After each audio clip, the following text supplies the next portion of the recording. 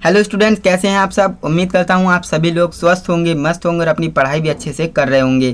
तो दोस्तों, आज की इस वीडियो में हम पढ़ने वाले हैं उत्तल दर्पण द्वारा प्रतिबिंब का बनना। जैसा कि आप जानते हैं कि हम जो है कक्षा 10 की भौतिक विज्ञान का चैप्टर, महत्वपूर्ण चैप्टर पढ़ रहे हैं, जो कि है प्रकाश का परावर्तन तथा अपवर्तन, जो कि बोर्ड एग्जाम की दृष्टि से काफ़ी ज़्यादा महत्वपूर्ण है। तो आपको इस चैप्टर को बिल्कुल अच्छे से पढ़ना है और मैं आपको हर एक लेक्चर बिल्कुल डीपली और बिल्कुल एक्सप्लेनेशन के साथ आपको प्रोवाइड करा रहा हूँ। तो आप इन सब लेक्चर को अटेंड कीजिएगा एंड अच्छे से अपनी पढ़ाई करिएगा। तो यहाँ पर आज की इस वीडियो हम क्या पढ़ने वाले हैं बता देता हूँ। तो फ्रेंड्स, आप जानते ही हैं कि लास्ट क्लास में हमने जो है अवतल दर्पण द्वारा प्रतिबिंब का बनना सीख लिया था, लेकिन आज की इस वीडियो में हम अवतल दर्पण द्वारा प्रतिबिंब का बनना नहीं सीखेंगे, बल्कि उसके जो है रूल सीखेंगे।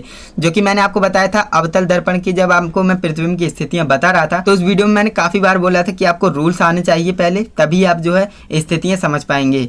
तो उत्तल दर्पण द्वारा प्रतिबिंब का बनना हम नेक्स्ट क्लास में सीखेंगे। उससे पहले हम नियम को समझेंगे ना, और नियम भी ज़्यादा है नहीं, इसलिए ये छोटी वीडियो है। तो आप इस वीडियो को देख लीजिएगा एंड आने वाली वीडियो का वेट करिएगा। मैं उसमें आपको उत्तल दर्पण द्वारा प्रतिबिंब का बनने की स्थितियाँ समझाऊंगा, और सिर्फ 2 स्थितियाँ ही होती हैं, काफ़ी ज़्यादा स्थितियाँ हैं नहीं, सिर्फ 2 स्थिति हैं, और बिल्कुल अच्छे से आपको समझा दूंगा। लेकिन आपको जो है इसके रूल आने चाहिए। इसका रूल भी एक ही है, तो इसे फटाफट से समझ लेते हैं। छोटी सी वीडियो है, तो फटाफट से वीडियो को लाइक कर देना, चैनल पे नए हो तो सब्सक्राइब कर लेना। तो चलिए वीडियो शुरू करते हैं। तो दोस्तों, जैसा कि आप जानते हो, अवतल दर्पण में जो स्थितियां हम पढ़ने वाले हैं उसका सिर्फ और सिर्फ एक ही रूल होता है। तो इसे हम पढ़ लेते हैं फटाफट से। ये हमसे क्या कहता है, तो रूल नंबर 1 हमसे कहता है कि यदि कोई किरण मुख्य अक्ष के समांतर आती है तो वह परावर्तन के पश्चात फोकस से निकलेगी या फोकस से निकलती हुई प्रतीत होगी।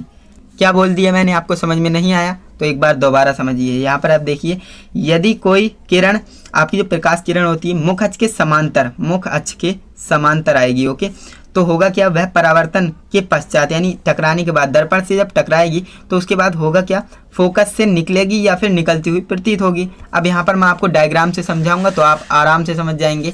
रे डायग्राम आपको अच्छे से क्लियर होना चाहिए, मैंने काफ़ी बार आपको बताया है। बोर्ड एग्जाम में आपके रे डायग्राम बहुत ज़्यादा मैटर करता है। अब यहाँ पर आप देख सकते हैं ये दर्पण कौन सा है, तो आप कहेंगे उत्तल दर्पण है। मैंने आपको प्रीवियस वीडियोज़ में बता रखा है कि दर्पण कितने प्रकार के होते हैं, और अगर आप प्लेलिस्ट के अनुसार पढ़ रहे हो तो आपको कोई भी डाउट नहीं आता होगा। यहाँ पर हमारा उत्तल दर्पण है, क्योंकि हम उत्तल दर्पण की स्थितियाँ आने वाली वीडियो में पढ़ेंगे, इसलिए हम रूल पढ़ रहे हैं। तो उत्तल दर्पण का ये एक रूल है, इसे हम पढ़ लेते हैं।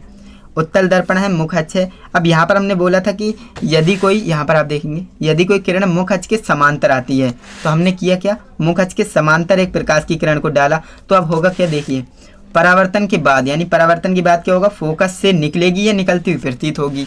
अब यहाँ पर आप देखिए, फोकस से यहाँ से टकराने के बाद फोकस तो यहाँ पर है नहीं, फोकस यहाँ पर था नहीं, फोकस तो यहाँ पर था, तो यानी कि फोकस से निकली नहीं बल्कि निकलती हुई प्रतीत हुई।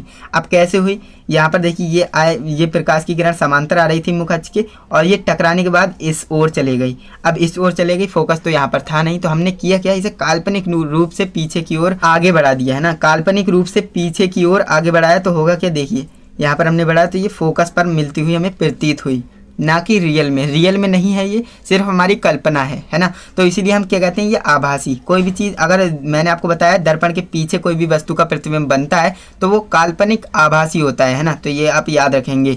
और जो भी आपका वस्तु का प्रतिबिंब दर्पण के आगे बनता है, यानी दर्पण के आगे बनेगा, तो वो वास्तविक होगा, उल्टा होगा, ये मैंने आपको बता रखा है। तो यहाँ पर हमने इसीलिए ये 2 लाइन बोली थी कि फोकस से निकलेगी या फिर निकलती हुई प्रतीत होगी। तो आप समझ गए होंगे हमने क्यों बोला था ऐसा, निकलेगी तो है नहीं, निकलती हुई प्रतीत होगी। तो दोस्तों, आप समझ गए होंगे ये पहले रूल को, काफ़ी आसान रूल है, और आपको ये याद रखना है, क्योंकि जब हम रे डायग्राम बनाएंगे, वस्तु को रखेंगे, तो हम इसी तरह से किरणों को चलाएंगे, और वो कैसे चलाएंगे वो सारा कुछ आपको नेक्स्ट वीडियो में बताऊंगा। आप इस रूल को अच्छे से समझ गए होंगे। अगर नहीं समझ में आया तो वीडियो को दोबारा देख लेना, काफ़ी छोटी वीडियो बनाई थी, तो वीडियो को लाइक करके जाइएगा एंड चैनल को सब्सक्राइब कर लेना, और अपने दोस्तों के साथ इस वीडियो को शेयर करना, क्योंकि अगर वो इस रूल के बिना नेक्स्ट वीडियो में आ गए तो उन्हें कुछ भी समझ में नहीं आने वाला है। तो उन्हें समझा देना कि आपको ये वीडियो देखना ज़रूरी है, देन उसके बाद ही आप नेक्स्ट लेक्चर को अटेंड कीजिएगा, है ना। तो चलिए दोस्तों, आज के लिए बस इतना ही। हम मिलते हैं नेक्स्ट इंटरेस्टिंग लेक्चर के साथ, तब तक के लिए जय हिंद, वंदे मातरम।